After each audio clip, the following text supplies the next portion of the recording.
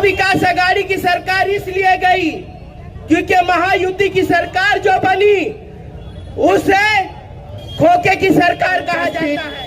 सामान्य मंच और धारावी विधानसभा की हमारी प्यारी जनता, भाइयों और बहनों, आने वाले 20 तारीख को आपको पंजे के सामने का 1 नंबर का बटन दबाना है और डॉक्टर ज्योति ताई गायकवाड़ को भारी मतों से विधानसभा में भेजना है।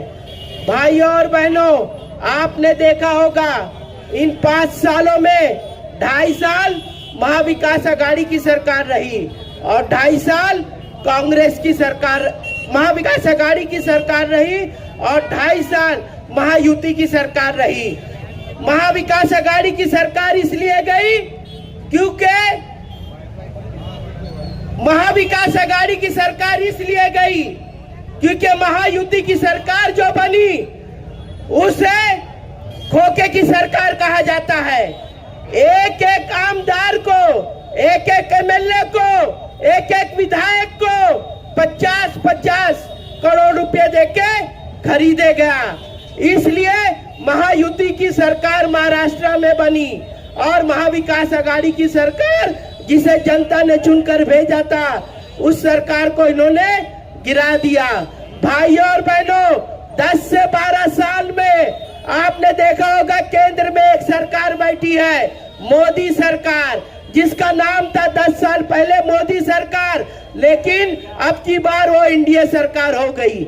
मोदी सरकार के नाम को हटाना पड़ा। वजह इसकी ये है कि इसमें महाराष्ट्र ने और उत्तर प्रदेश ने बहुत अहम रोल अदा किया। मोदी सरकार से उन्हें इंडिया की सरकार पे आना पड़ा। कांग्रेस ने पार्टी ने जो 70-75 सालों में एक एक करके चीजें बनाई थी, चाहे रेलवे हो, चाहे एयरपोर्ट हो, चाहे पोर्ट हो, एक एक करके ये खोखे की सरकार, महायुति की सरकार, शिंदे सरकार, मोदी सरकार एक एक करके बेच दिया। और किसको बेचा? अपने 2 मित्रों को, 2 गुजराती, एक नरेंद्र मोदी और दूसरा अमित शाह तड़ी पार। एक खरीद रहा है, 2 बेच रहे हैं और 2 गुजराती खरीद रहे हैं। एक का नाम है अडानी और दूसरा का नाम है अंबानी। मोदी और अमित शाह बेच रहे हैं 2 गुजराती और 2 गुजराती देश की पूरी संपत्ति खरीद रहे हैं, वो भी गुजराती है। महाराष्ट्र को 2.5 सालों में क्या हुआ? महाराष्ट्र के कई प्रोजेक्ट, करोड़ों लाखों के प्रोजेक्ट महाराष्ट्र से उठाकर गुजरात में लेके चले गए।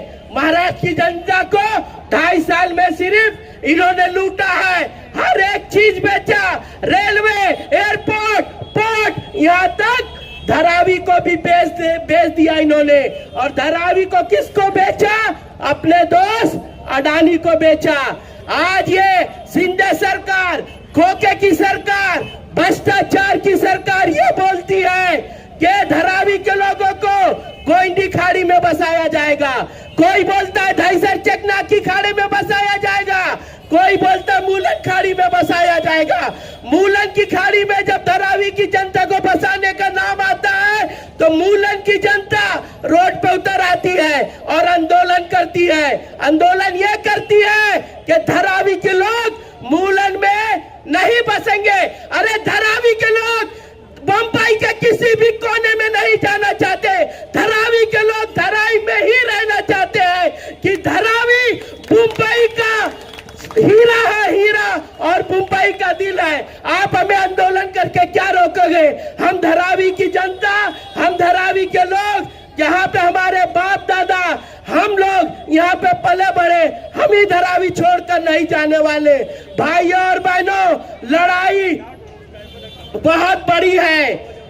बीजेपी के लोग जब इलेक्शन आता है जात पात की बात करते हैं, धर्म की बात करते हैं, राजनीति की बात करते हैं। महाराष्ट्र में जैसे ही इलेक्शन का अनाउंस हुआ उसमें एक नारा दिया गया, कटेंगे बटेंगे तो कटेंगे। ये किसका नारा था? उत्तर प्रदेश के मुख्यमंत्री योगी आदित्यनाथ का, जो अपने आप को योगी और साधु कहता है। ये उसका नारा था, बटेंगे तो कटेंगे। लेकिन कांग्रेस पार्टी, हमारे राहुल गांधी जी कहते हैं कि हमें मोहब्बत की दुकान खोलना है। नफरत की राजनीति को खत्म करने के लिए राहुल गांधी ने 4,500 किलोमीटर पूरा हिंदुस्तान पैदल नाप दिया। और योगी कहते हैं बटेंगे तो कटेंगे, लेकिन कांग्रेस पार्टी कहती है कि हिंदू मुस्लिम सिख ईसाई आपस में है सब भाई भाई। और हमारा नारा है, कांग्रेस पार्टी महाविकास आघाड़ी का नारा है कि हम सब एक है, भाई और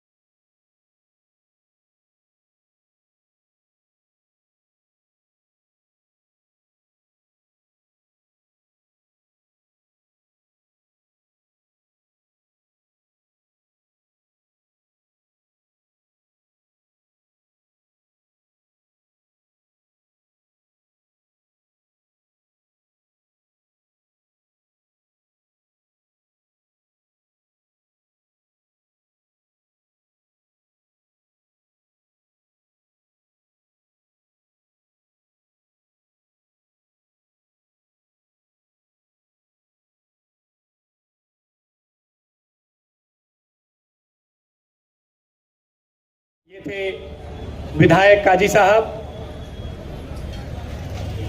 हम कांग्रेस पार्टी धारावी की तरफ से मेहमान आमीन काजी साहब का हमारे वार्ड कार्याध्यक्ष अब्बास भाई द्वारा उनका स्वागत, शॉल डालकर उनका स्वागत किया जाएगा। मैं आप लोगों से उम्मीद करता हूं जोरदार तालियों के साथ उनका स्वागत करिए।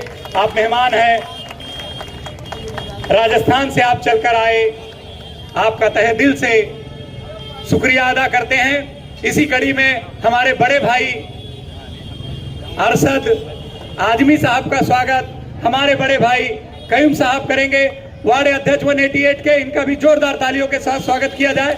अपना कीमती समय निकालकर हमें मार्गदर्शन करने आए बड़े भाई अरशद आजमी साहब। दोस्तों,